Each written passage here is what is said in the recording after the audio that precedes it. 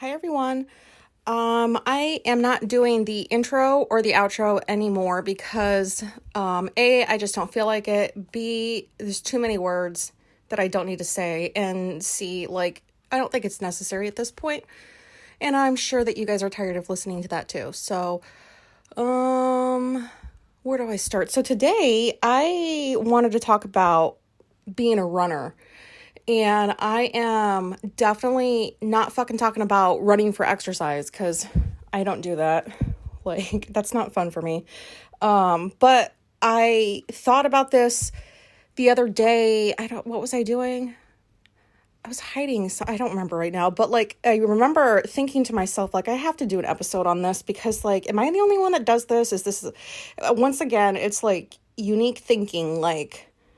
It's only me. It's nobody else. But sometimes you just can't help thinking that way until you see or hear from somebody else that, yeah, they do the same thing too. So this episode is just about how I'll run if something embarrassing happens to me, or if I'm with somebody and they do something embarrassing. I literally just run. I turn around and I bolt because I don't want to be associated with whatever that issue was. And I think part of this probably stems from not being believed a lot throughout my life. Yeah, I've lied. Who hasn't lied? But the majority of the time, I've been honest my entire life, and it's just people don't want to believe me, and that carried into my adulthood. And I don't really feel that way anymore now that I know I'm autistic, but I still can't help the fact that I run. It's almost like I don't even think about it. I just do it. So let me give you some examples.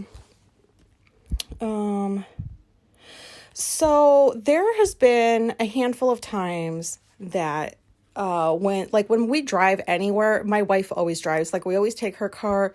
She always drives because it's just too much to me to drive around to a whole bunch of different places or places that I'm not familiar with.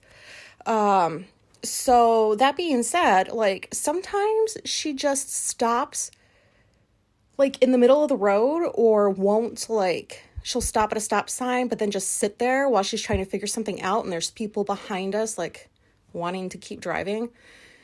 One time we were in Albany because this was years ago. I had gotten tickets to some play down there, and we went, and it was we hadn't driven in that part of Albany before. So the driving was confusing. I am not really the kind of passenger that gives directions because I'll only repeat what Google Maps says. I call her Betty. So whatever Betty says, I will tell her to just do. And sometimes she just doesn't want to listen to Betty. And I'm like, well, why are we listening to Google Maps if you're just going to drive where you think you should go instead of listening to where Betty tells us to go? So she, when we were in Albany, she just stopped. It was in the middle of an intersection. And I remember there's just cars all around us wanting to keep driving. She just stops because she's trying to figure something out. Where am I supposed to go? And I'm like, what the fuck are you doing? Just stopping in the middle of the road. And she's like, that's not helpful. And so I just you know how that lever, when you are in the car seat and you can flatten yourself and lay down in the car seat. I pulled that lever and I laid it flat as fuck. And she's like, what are you doing? I need help. And I'm like, I'm not being associated with somebody who's just stopping in the middle of the fucking intersection. That's embarrassing. What the fuck? And that's happened a handful of times. And I don't know why I do that. I mean, I do, but that's just my instinct is you're doing something that's super embarrassing that you should not be doing. And other people are witnessing this, even though we'll never see these people again because they're just strangers in their cars. But I still don't want to be associated with the fact that you're just fucking stopping in the middle of an intersection when you're not supposed to. And she hates when I do that. Like, I will just, whoop, and like, I'm just flat in the car. You don't even know that, like, there's a second person in that car because that's just what I do. Another example is when, dry mouth. When we moved in here, like, what is it, a decade ago now? I had always wanted a fire pit, and I had lived in apartments on my own. Like, I'd never had a house until like we moved here into this house, and then we ended up buying it. But when we first got here, I was like, man, I really want a fire pit. And I believed in asking people before you just start doing things to their property, because like, it's not your property, you're just renting it. So I told this to Alicia, my wife, and she's like, well, we can just dig like a fire pit back here, like in the backyard. She's not going to mind. And I'm like, we've only been here for like, I think it was like maybe a month. And it was Janice, because at the time she was our landlord and she lives next door. And I was like, I don't do things like that until I get permission, because I just think that that's not, I wouldn't want somebody, I don't know. Yeah, I don't think I would want somebody just fucking doing whatever they want to my property without just checking with me first. And Alicia didn't want to do that. She just started digging. And I'm like, what the fuck are you doing? And it was in the middle of the day. And I was like, can we just walk next door and ask her?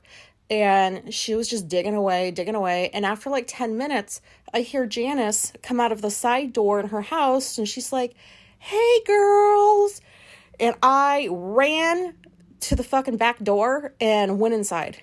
And I left Alicia out there with a shovel. And it turned out Janice didn't really mind at all that we were digging a hole to make a fire pit. She didn't mind. But I just stayed inside until she left. So she didn't associate me with that act in case it was something that she didn't want to have happen. Speaking of the backyard, like another night we were out there with the fire pit going, and I had never heard of, is it a raccoon? Yeah, I've never heard of like the sounds that raccoons can make. And I'm not like, I know raccoons are not just like, they're everywhere, but I haven't lived in places where there are any.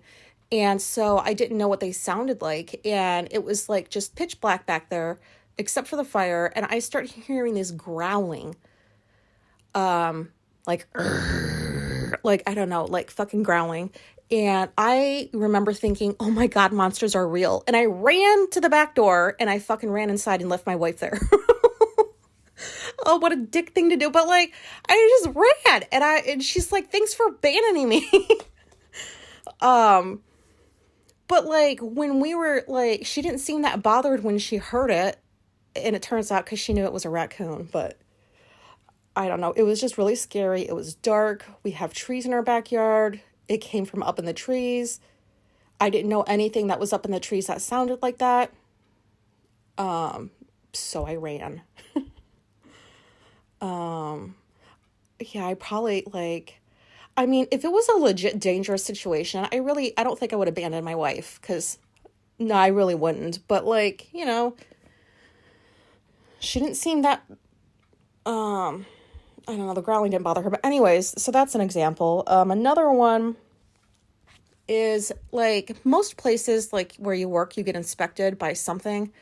So like when I was in college, I worked in an adult care facility for a couple of years, and I worked in the kitchen doing like minor cooking and like dishwashing. And I remember that they were due for a health inspection, and it was like a really big deal. And so like they do what everybody else does when they know they're about to be inspected, is they fix everything the best that they could and pretend like they've been doing it like this the whole time. And then when the people leave after giving them a pass, they go back to their old bullshit. And that's what was going on. Everybody was running around. They're going to be here tomorrow. They're going to be here tomorrow.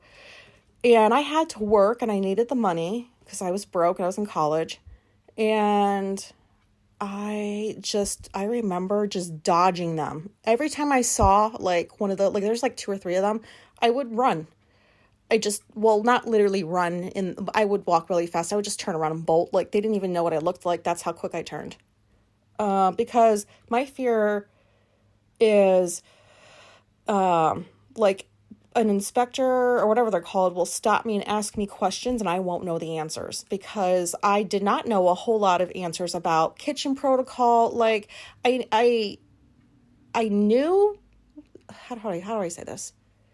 I knew what they were. I just didn't know how to explain them. And then like being put on the spot and asked a question, I go blank usually. So if that happened there, prior to that, when I was in the military, I think it was called the IG, the Inspector General. They would come in every so often, and I did the same thing. Like, they were there for like a few days. I remember like the one time working like maybe 1 or 2 of those days, and I never had to talk to an inspector because I just avoided them. Like, that was my job. In addition to what I was getting paid for, was just to avoid those people because I don't want them asking me anything because I will look incompetent because I won't be able to answer them. And then the last 3 jobs that I had prior to freelancing, they were when I was a chemical dependency counselor for like a decade. All 3 of those jobs, Oasis, they're like the overseers of like the chemical dependency clinics in the state and all that stuff. Like, they were coming in to do an inspection, and I, like, all 3 of those places, I managed to avoid them. I just did the same thing. I would dodge into like empty offices and shut the door. I would like run into the bathroom. I would close my door and pretend I was in there with a client. So I'd have to like talk and make it sound like I was talking to somebody else. Like, that's the shit that I would do just to avoid talking to those people. Yeah, I don't know.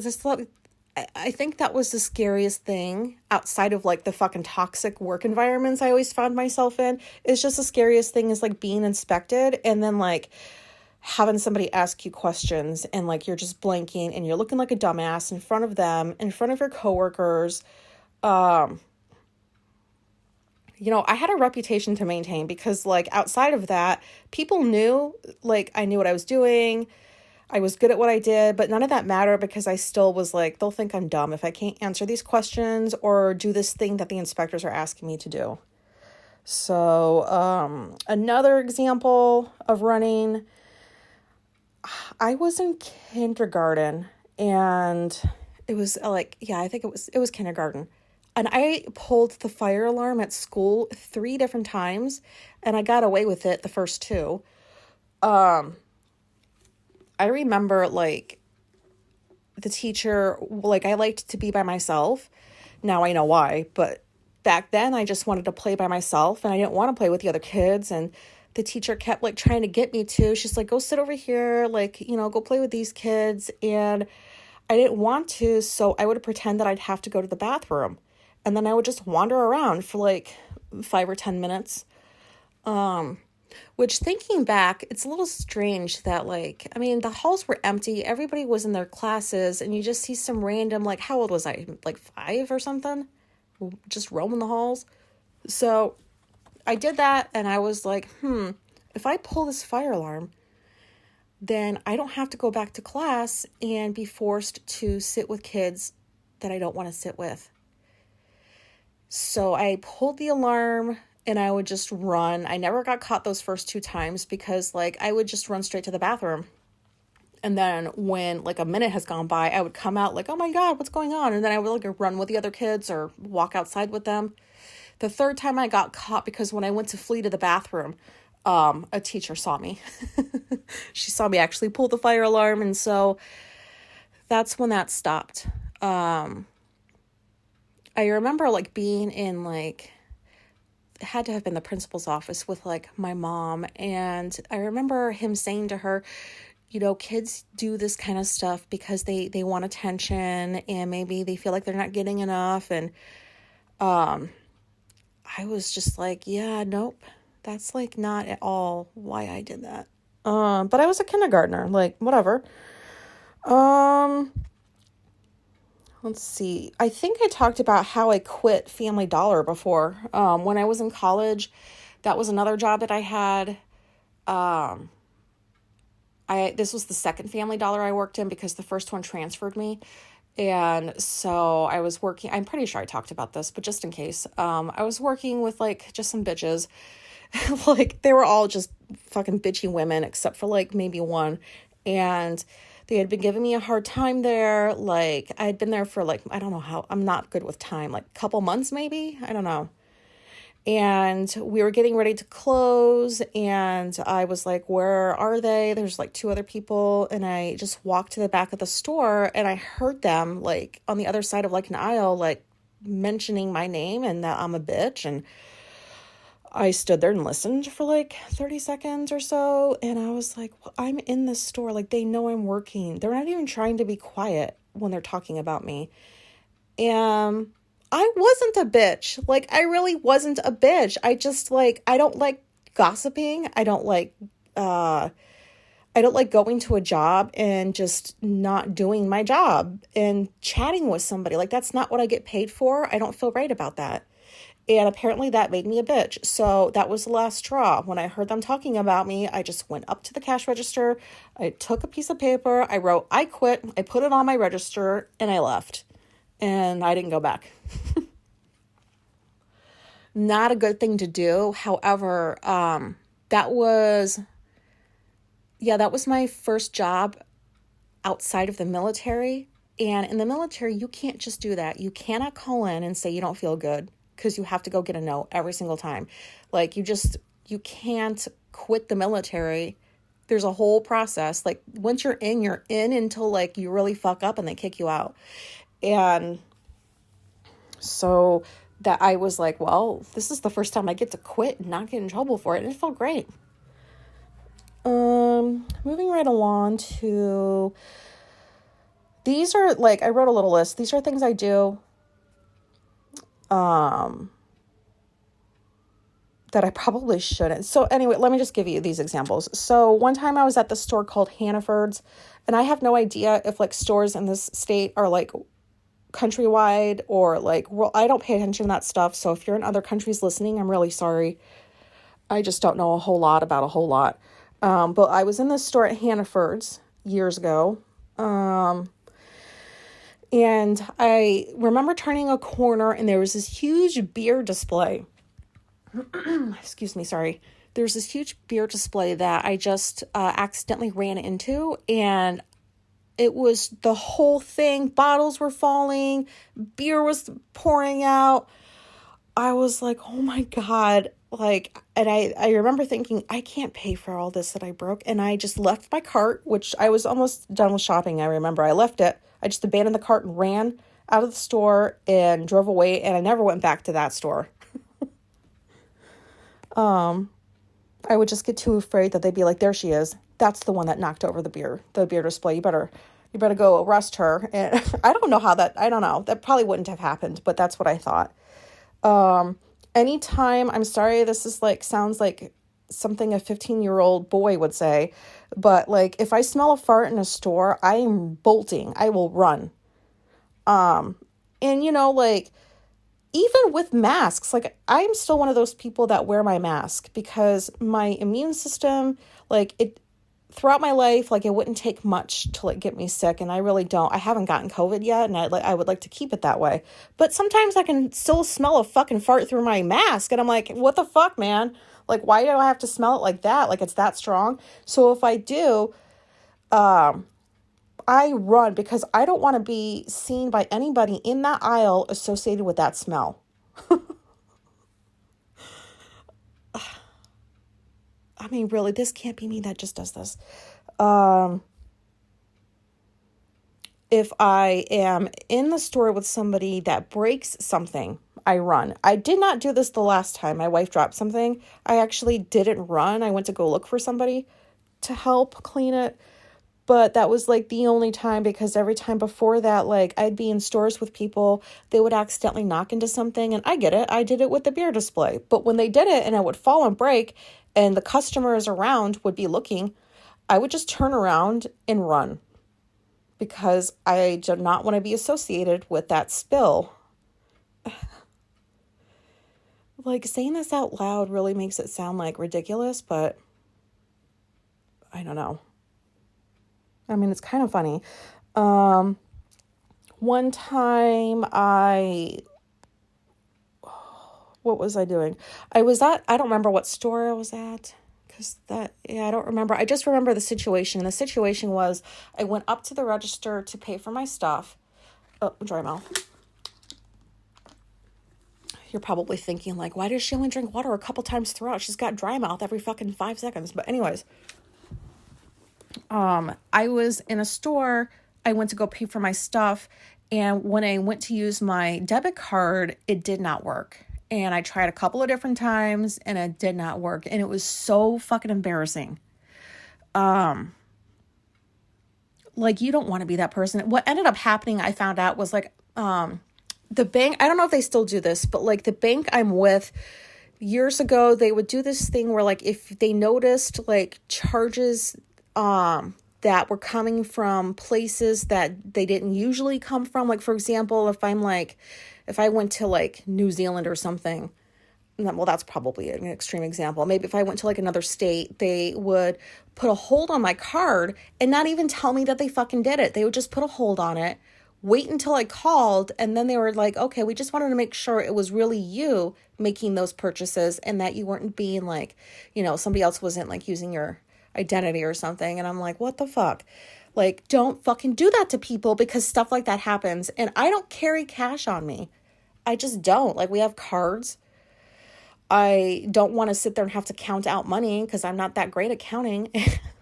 Like, that's what they make cards for. You don't have to do that. So I